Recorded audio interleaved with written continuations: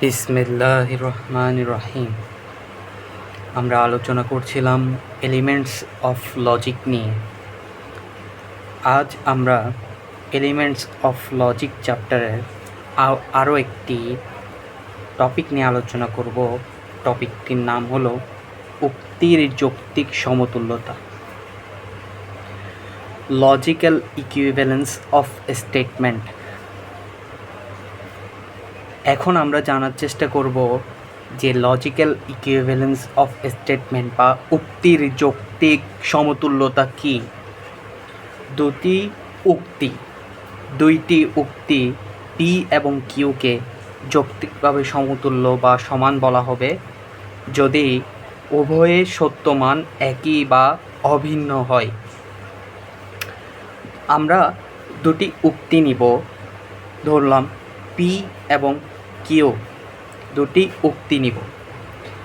দুটি উক্তি যদি সমান হয়, দুটি উক্তির সত্য মান যদি সমান হয়, তবে তাকে যৌক্তিকভাবে সমতুল্য বলা হবে। তবে উক্তিদ্বয়কে যৌক্তিকভাবে সমতুল্য বা সমান বলা হবে। একে পি ইকুইভ্যালেন্স অফ কিউ এভাবে চিহ্নিত করা হয়, অথবা P is equal to Q এভাবে চিহ্নিত করা হয় বা প্রকাশ করা হয়।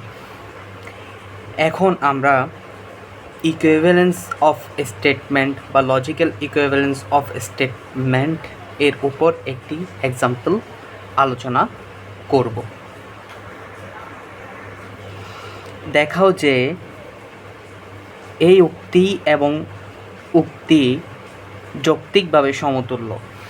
প্রদত্ত দুটি উক্তি যৌক্তিকভাবে সমতুল্য, এটি আমাদেরকে দেখাতে বলেছে, যা জাতীয় বিশ্ববিদ্যালয়ে 2010 সালে এবং 2014 সালে এসেছে। এখন আমরা দুটি স্টেটমেন্ট, এই যে এই স্টেটমেন্ট এবং এই স্টেটমেন্টটাকে আমরা পরস্পর যৌক্তিকভাবে সমতুল্য সেটি দেখাবো। সেটি দেখানোর আগে আমাদেরকে অবশ্যই একটি সত্যক সারণী বা সত্যতা ছক আমাকে গঠন করতে হবে, অর্থাৎ ট্রুথ টেবল আমাকে গঠন করতে হবে। আসুন আমরা এবার একটি ট্রুথ টেবল গঠন করব।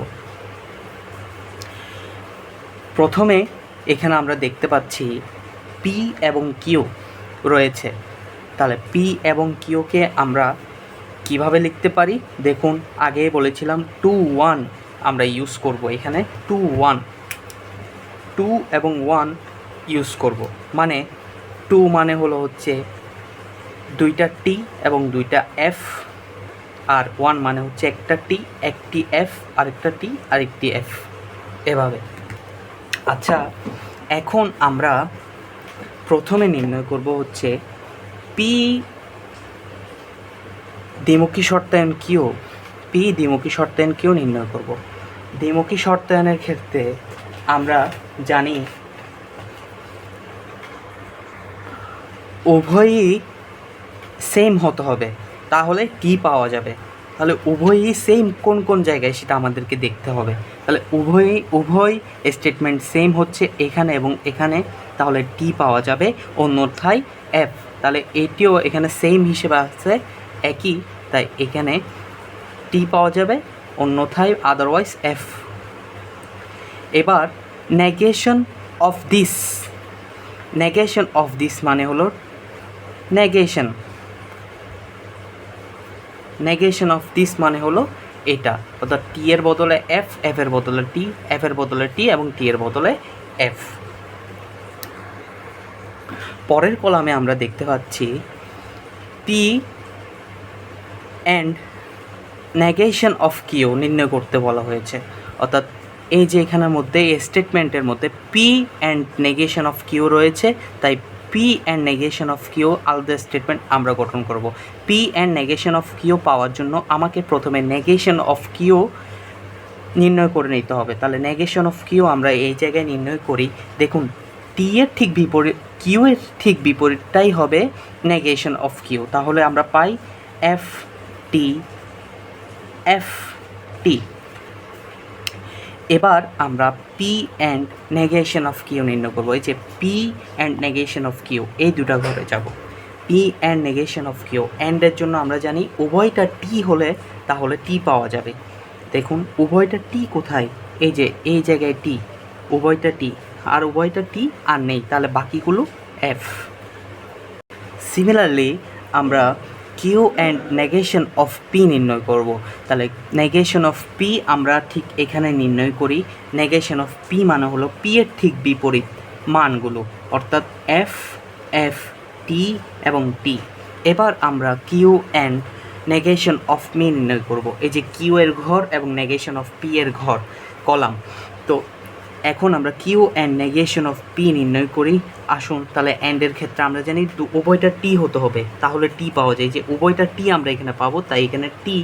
বাকিগুলোর ক্ষেত্রে দেখুন উভয়টা টি নেই, তাই বাকিগুলোতে এফ হয়ে যাবে। আশা করি ব্যাপারটি বুঝতে পেরেছেন। এবার পরবর্তী কলামে আমরা যাব।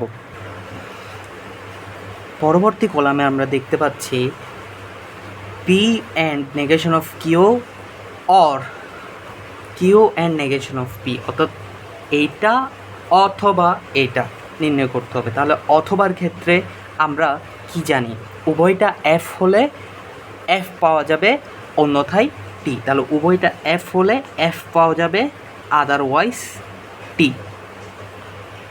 আদারওয়াইজ টি।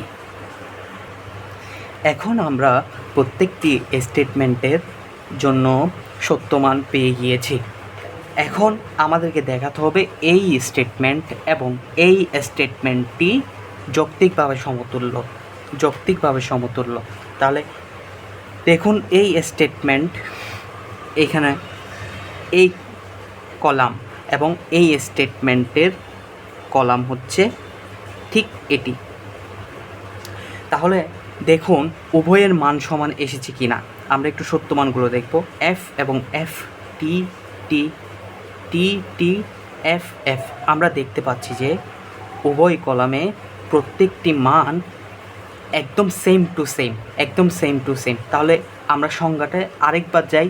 দেখুন লেখা আছে যে দুটি উক্তি পি এবং কিউকে যৌক্তিকভাবে সমতুল্য বলা হবে যদি উভয়ের সত্যমান একই বা অভিন্ন হয়। তাহলে আমরা দেখতে পাচ্ছি এখানে একই সত্যমান পাওয়া গিয়েছে, তাই আমরা বলতে পারবো এই স্টেটমেন্ট এবং এই স্টেটমেন্ট দুটি যৌক্তিকভাবে সমতুল্য। Thanks, best of luck. আশা করি বুঝতে পেরেছেন। আমরা পরবর্তীতে আরও লেকচার নিয়ে আসবো ইনশাআল্লাহ। ততক্ষণ পর্যন্ত আপনারা অপেক্ষায় থাকুন। আজ এই পর্যন্ত। খোদা হাফেজ।